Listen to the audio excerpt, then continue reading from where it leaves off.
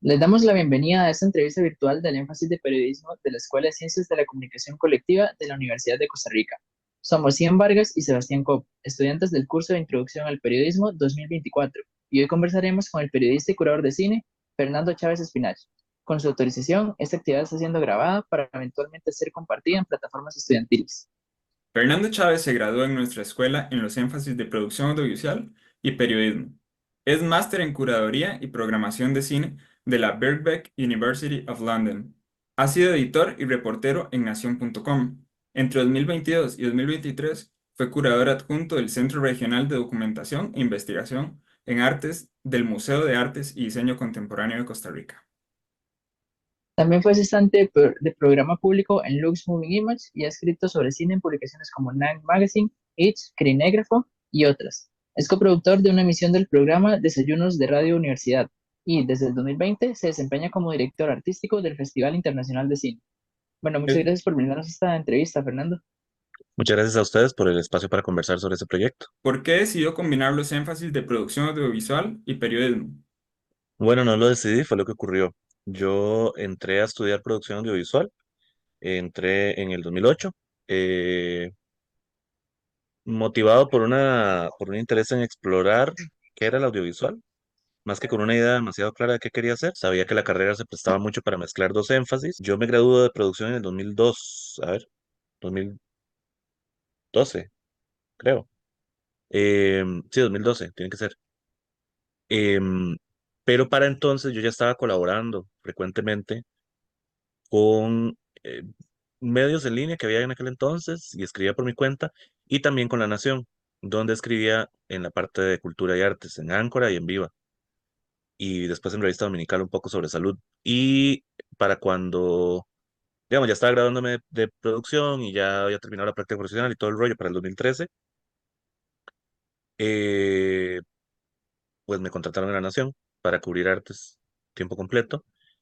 Y entonces decidí que era bueno sacar el énfasis en periodismo, que me tomó un par de años más. Entonces me gradué en el 2015 de periodismo. Y hay campo aún hoy en día para una combinación así de periodismo y audiovisual.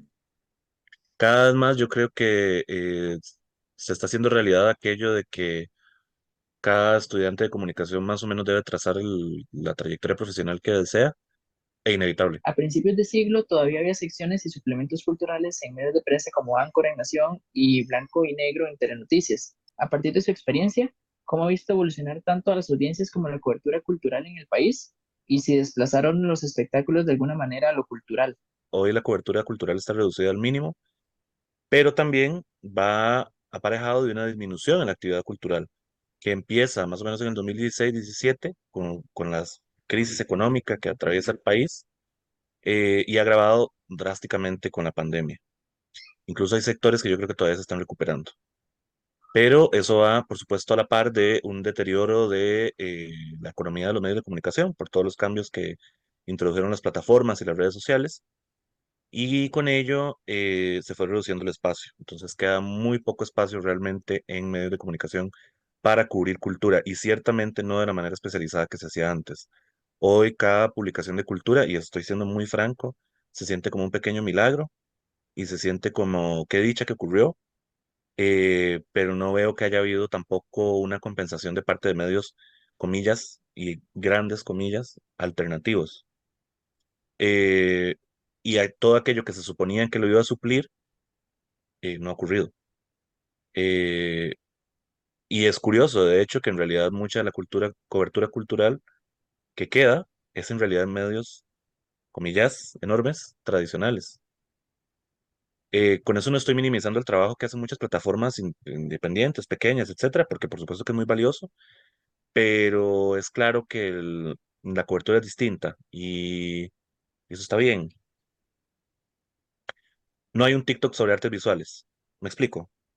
O sea, Ujú. eso es lo que quiero decir un poco. O sea, s- esperábamos en algún momento, bueno, se suponía que lo que iba a ocurrir era que los medios, comillas, alternativos iban a suplantar estas partes de la cobertura cultural y no ha ocurrido. El problema es que nos estamos perdiendo otro montón de cosas. No hay crítica en este momento. No se está publicando crítica de artes visuales, muy poca, por lo menos, muy poca de teatro, muy poca de danza, etcétera, etcétera. Casi todo está restringido al ámbito universitario. Entonces, esa es la realidad.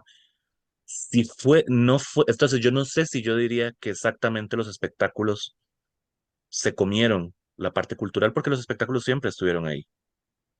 Es cierto que ha crecido la cobertura de espectáculos, eh, pero yo no sé si necesariamente fue que acapararon un espacio que le hubiera correspondido a cultura y Ujú. culturales. En un tema de presupuesto, digamos que no hay tantas actividades culturales, digamos, pero también sí responde a las audiencias, digamos, que no, tal vez no tienen como el interés, o no tienen la sensibilidad o las herramientas. Creo usted que también eso puede influir en esta situación. Bueno, primero que todo, gran parte del trabajo cultural consiste y siempre ha consistido en formación de audiencias. Algunos sectores de la cultura o de la producción artística, porque cultura engloba muchísimo más que producción artística, no pudieron o no quisieron o no supieron cómo construir audiencias en el momento que había una efervescencia de producción. Eso es por un lado. Por el otro, eh, ¿verdad? Es el cuento de si un árbol cae en el bosque y nadie lo escucha, ¿verdad? Es decir, no sé si podemos hablar de que haya menos o más producción artística y cultural. O sea, no hay una estadística, digamos, no hay un registro. Yo lo percibo porque yo estoy muy metido en el ámbito, pero no sé si podría decir 20% menos, 20% más. Sí creo que post pandemia ha habido un cambio significativo en la composición de las audiencias y en los intereses de las audiencias. Es un tema que me ha preocupado desde hace varios meses, años, bueno, ya años, y que me he acercado a algunas otras personas y algunas otras personas lo han hecho por su cuenta con la idea de establecer diálogos para lograr, bueno, sentarnos en la mesa, pensar qué está pasando. Eh, no ha ocurrido todavía, pero por ejemplo yo en música veo un cambio muy grande con respecto a qué vende y qué no vende, qué llama la atención y qué no llama la atención. Pero es que eso va aparejado también del cierre de muchos espacios. Lo mismo con artes visuales. Ya no hay galerías de arte comerciales en San José. Quedan como las mismas de siempre, muy poquitas, y no necesariamente arte contemporáneo, por decir algo. Teatro, bueno, y eso tiene otro tema. Por dentro, los dos teatros públicos o dos de los teatros públicos más importantes están cerrados en este momento. Y muchos de los teatros independientes que había en San José están cerrados. ¿Por qué enfatizo San José? Porque desde el 2015, más o menos cuatro quintas partes de la infraestructura cultural privada y pública se ubicaba entre La Sabana y San Pedro.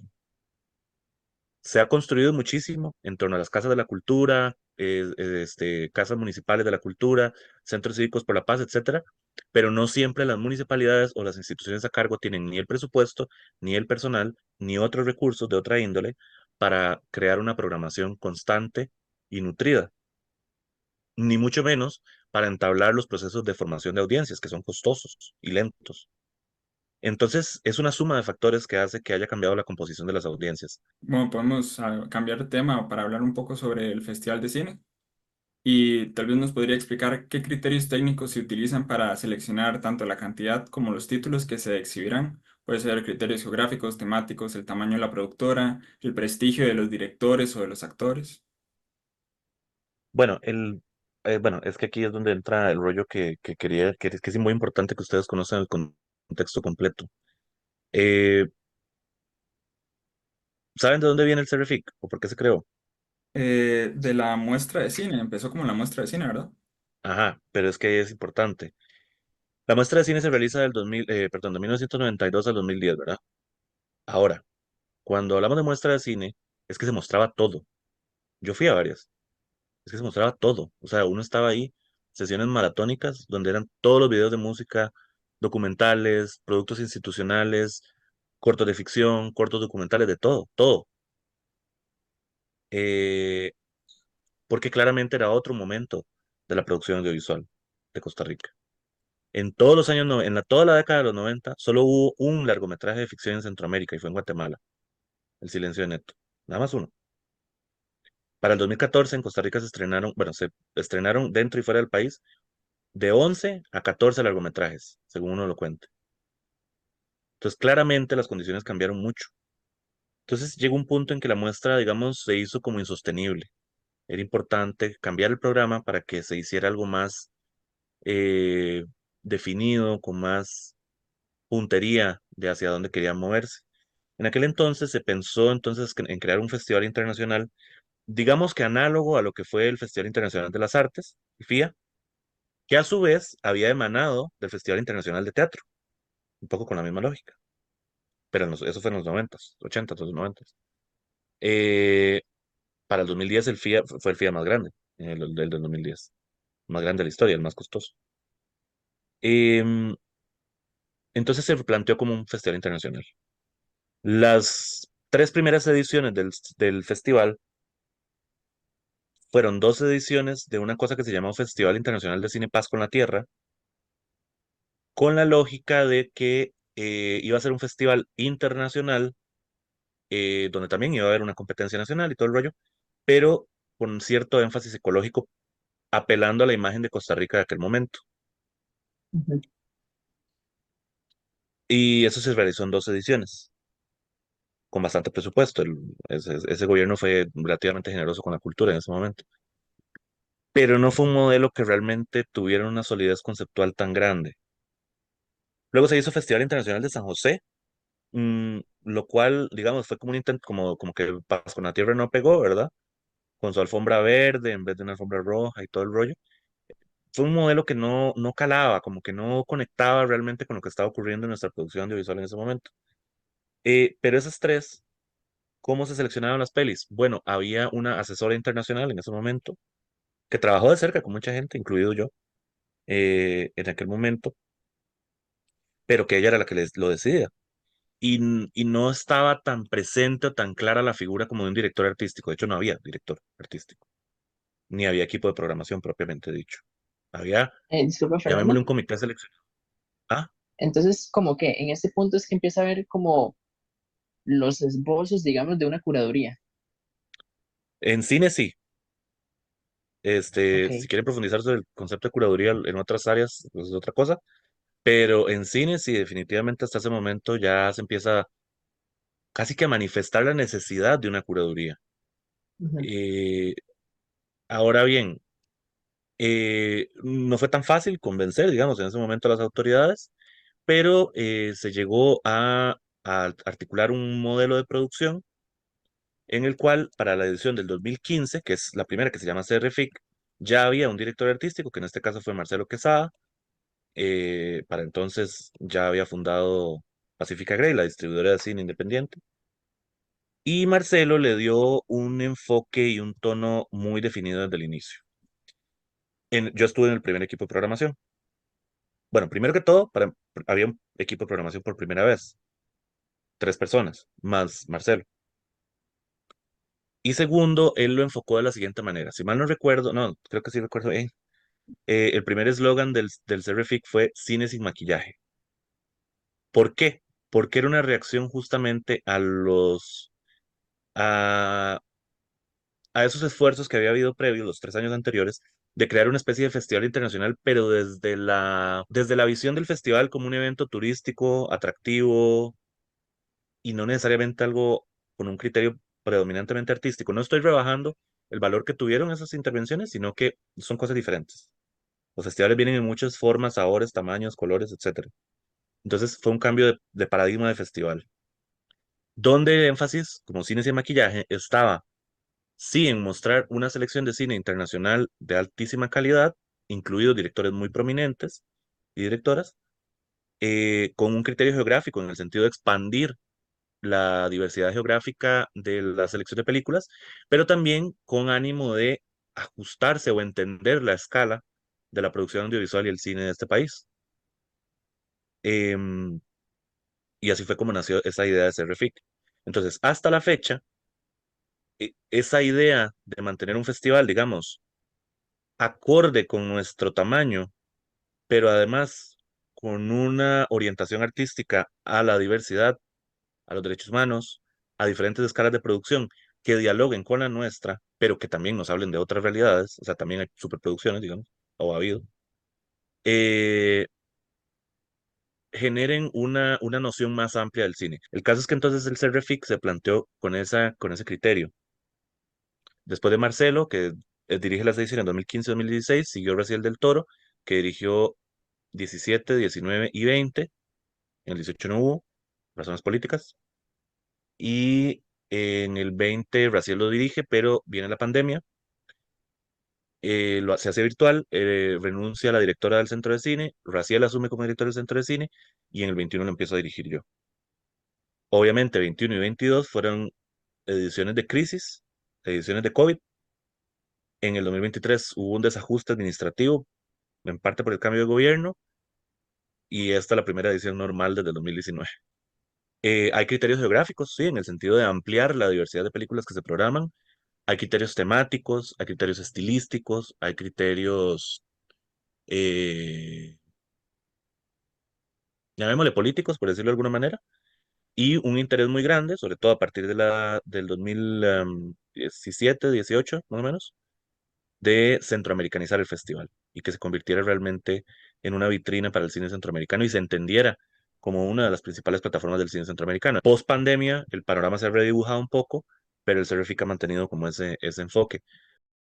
Consultar en relación al festival anterior, que en el festival anterior tuvieron un aproximado de 53 películas, me parece, y este que menciona usted, que es como la versión ya normal después de las de Crisis, digamos, tienen muchas más películas. ¿Eso fue como por un tema presupuestario o a qué se ve como ese repunte en la cantidad de películas mostradas?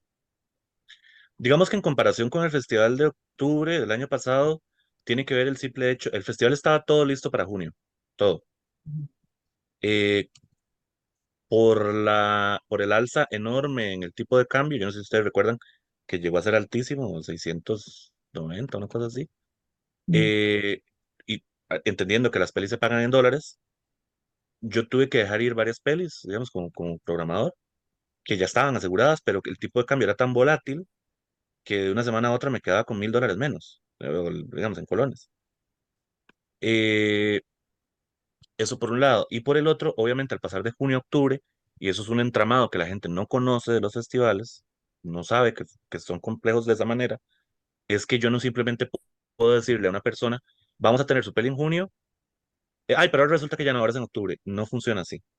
Para octubre esa película puede estar comprometida para otro festival en la región, puede estar ya lanzándose en Netflix, puede que a la persona ya no le interese, puede que le haya comprado un distribuidor comercial, etcétera, etcétera, etcétera. Entonces redujo la cantidad de películas.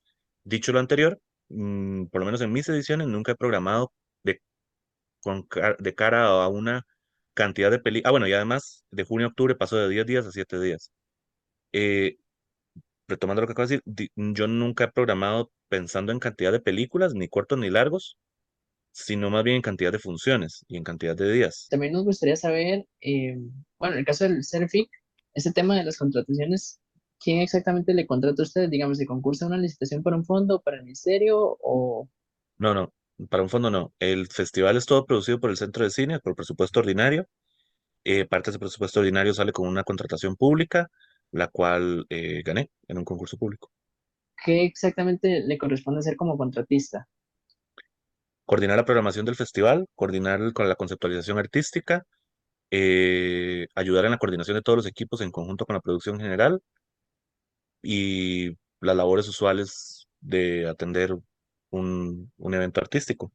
¿Con Sí. qué herramientas mide el CERFIC la recepción del público y cómo influyen estos datos en la selección del año siguiente? Sí he notado como que a veces cuando uno sale, le hacen como una encuesta, pero me parece que esa está como más orientada como a la organización, como a los aspectos técnicos, pero sí esa sería la pregunta.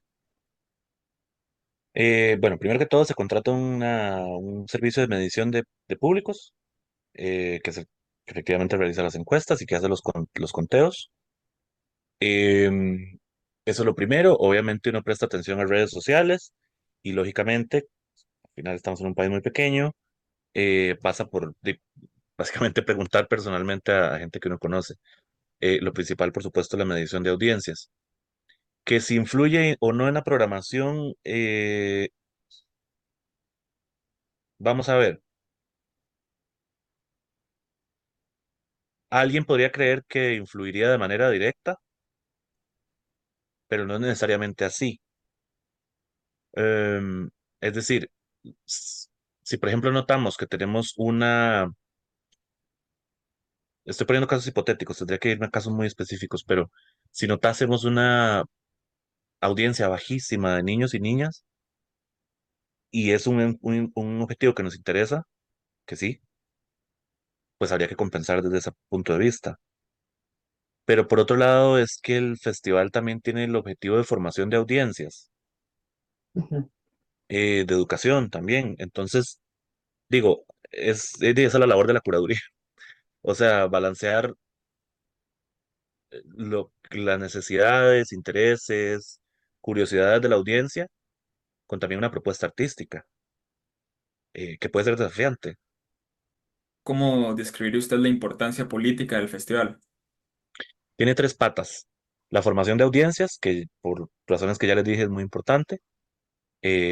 Bueno, y primero que todo, más allá del consumo de cine, es un derecho cultural. Tenemos un derecho cultural a la diversidad cultural, a ver nuestro propio cine, pero también el cine del resto del mundo en nuestras pantallas. Entonces tiene ese propósito doble, ¿verdad? Crear o ayudar a crear una audiencia para el presente y el futuro del cine. Esa es la primera pata.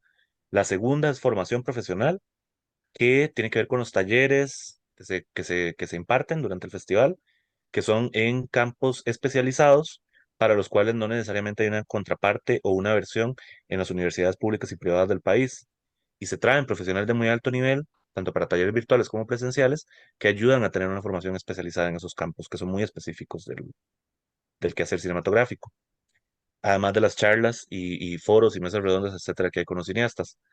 Y la tercera pata, que probablemente sea la más evidente en el sentido de su pregunta, es industria. El festival es el espacio que hay para desarrollo de proyectos y para presentación de proyectos. Literalmente el foro de presentación de proyectos y cine en postproducción son los espacios que hay en el país para generar industria o esa parte de la industria. O ¿Se sea, ha pensado una entrada que valga para todas las funciones pagando un precio mayor? sí, pero es una tontería administrativa de esas pequeñas batallas que uno decide no librar. Ok. ujú. Pero sí, por supuesto que se Y, ha pensado. y se han notado como cambios a través de las ediciones, que sí han como llegado a más públicos. Bueno, sí, claro, bueno, pero para empezar, en el 2015, que fue la última que estuve, 2016, perdón, que fue la última que estuve involucrado antes del 2020, el presupuesto era el doble y había tres salas más, hasta cuatro incluso, en algún momento. Teatro de la Aduana, Teatro 1887, Teatro de la Danza y Sala Garbo, variables entre sí. Incluso hubo un momento que se programaba en salas en centros comerciales. Y por otro lado, en el 2021 se introdujo por primera vez, cuando asumí yo la dirección, por también iniciativa de Raciel del Toro, se introdujo una etapa itinerante en la cual vamos de gira por ahora a 6 comunidades fuera de la GAM y que no tienen acceso a salas de cine normalmente, y entonces nosotros llevamos el equipo. Entonces creo que es muy claro que o sea, podría detallar las diferencias, pero creo que solo esas cosas por sí mismas ya sugieren muchos cambios significativos. Sí, ha habido más público, pero también había más salas. De nuevo, es multifactorial. No podemos decir simplemente que por la cantidad de títulos hay menos gente, ni que porque ahora hay menos salas hay menos gente. Podríamos tener la misma cantidad de salas, tendríamos el mismo tipo de títulos y yo no sé si cambiaría la composición de la audiencia. Además, sumando lo que pasó en San José post pandemia, además sumando los cambios en los hábitos de consumo, o sea, son muchos factores, pero sí, obviamente hay diferencias. Hay festivales grandes que no sobrevivieron o que han cambiado drásticamente.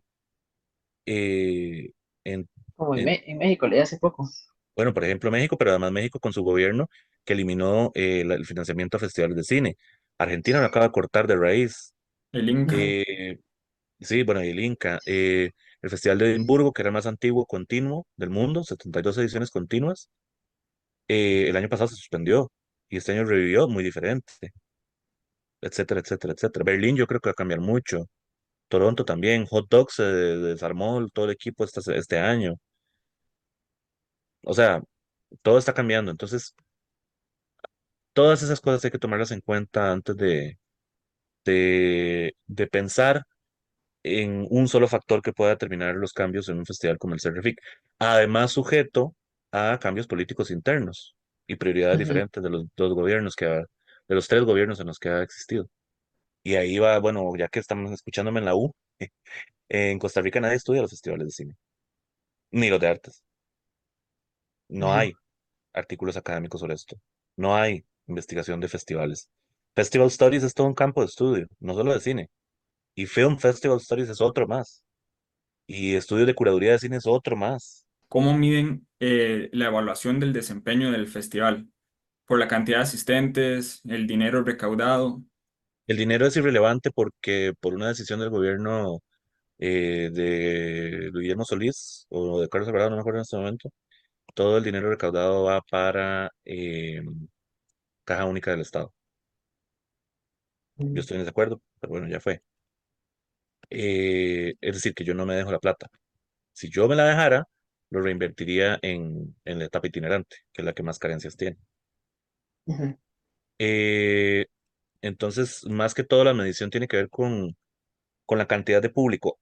Ahora, suena muy tosco, pero tampoco todo es tan así, porque, por ejemplo, este año tuvimos una visitación de 3.000 personas en la etapa itinerante, en 6 comunidades. Entonces uno dice, bueno, pues no es tanto, ¿verdad? Pero bueno, es que estamos llevando cine a comunidades donde no hay salas de cine. Entonces, claramente, o sea, hay que establecer balanzas, ¿verdad? Obviamente en San José hay otras expectativas que usualmente se han cumplido. Eh, por supuesto que yo quisiera mucho más público, pero es que entran tantos factores, desde el clima. Por ejemplo, el año pasado, en octubre, fue cuando empezó como ya la tensión muy grande sobre la situación de la inseguridad en Costa Rica. Entonces, pues claramente que eso afecta. Ahora bien, para el Estado, y esto no tiene nada que ver con este gobierno ni con cultura, es decir, eso ha sido así siempre. Ciertamente lo prioritario siempre ha sido la cantidad de gente impactada, que tiene sentido porque estás invirtiendo impuestos, ¿verdad? Estás invirtiendo dinero ujú. público. O sea, sí puedo decir que los últimos cuatro, cinco estudios de medición, digamos, del CEREFIC, demuestran que sí se cumplen esos objetivos. ¿Qué expectativa tendría para futuros festivales, para las futuras ediciones? Bueno, la primera expectativa es realmente que se mantenga esa idea del festival como un festival no pequeño en el sentido de ambiciones, sino de una escala acorde con la realidad de la industria cinematográfica local. Que el criterio artístico continúe siendo el que predomine, no por una errónea percepción de snobismo o de elitismo, qué sé yo, porque es mentira, y lo demuestra la medición, eh, sino porque el festival, vean, el festival está llamando mucho la atención afuera. Mi expectativa sería que más entes privados se puedan sumar, a pesar de las restricciones que hay para los patrocinios en un evento del Estado. Esperaría que la municipalidad lo adopte como política pública propia. Y finalmente espero que algún día los medios de comunicación le den la relevancia que podría tener con su apoyo. ¿Qué consejos le da a quienes desean hacer cine en Costa Rica? Bueno, muchos. Este, primero que todo, acercarse a la comunidad y entender que hacer gremio, que hacer comunidad audiovisual y cinematográfica no es buscar argollas, no es juntarse solo con compas. Yo quiero ver a los estudiantes ahí en los talleres, los quiero ver en las charlas, los quiero ver en las masterclasses, los quiero ver en las exposiciones, los quiero ver en las proyecciones. Si no, ¿para qué? O sea, las cosas no están dadas. El cine es muy difícil, no aquí, en todas partes. Una película en Latinoamérica toma en promedio 5 años en realizarse, desde su concepción original hasta su estreno. Y aprovechando esta pregunta, ¿qué le recomienda a alguien que quiera hacer como carrera en crítica de cine, desde un punto de vista de periodismo cultural? Que no quede un momento libre de su día que no esté leyendo, viendo, escuchando algo. La crítica requiere un profundo conocimiento cultural y artístico. La crítica seria, de verdad, profunda, importante, relevante, es colocar una obra de arte en su contexto, pasado, presente y futuro, valorarla por sus cualidades intrínsecas, pero también por cómo se relaciona con el mundo, valorar lo textual, pero también lo metatextual. Dedíquense a estudiar sin parar el arte, el cine, la historia de la pintura, la historia de la fotografía, la historia del cine, la historia musical, etcétera, etcétera, etcétera, para tener algo que decir que si su voz está diciendo algo relevante en video, en TikTok, en un blog, en un newsletter, o en un programa de radio, o en un periódico escrito, universitario o privado, lo que sea, alguien va a escuchar, porque la gente está hambrienta de leer pensamiento inteligente sobre cultura. No, no la masa, obviamente, pero hay alguien ahí que quiere escuchar eso y que quiere hablar de eso. Entonces, ese es como mi consejo. Muchas gracias al productor, curador y periodista Fernando Chávez Espinach por compartirnos su visión sobre los retos y acciones de la industria de la comunicación y el periodismo. Esta ha sido una entrevista al énfasis de periodismo de la Escuela de Ciencias de la Comunicación Colectiva de la Universidad de Costa Rica. Somos Ian Vargas y Sebastián Kopp, estudiantes del curso de Introducción al Periodismo 2024. Muchas gracias. Gracias a ustedes.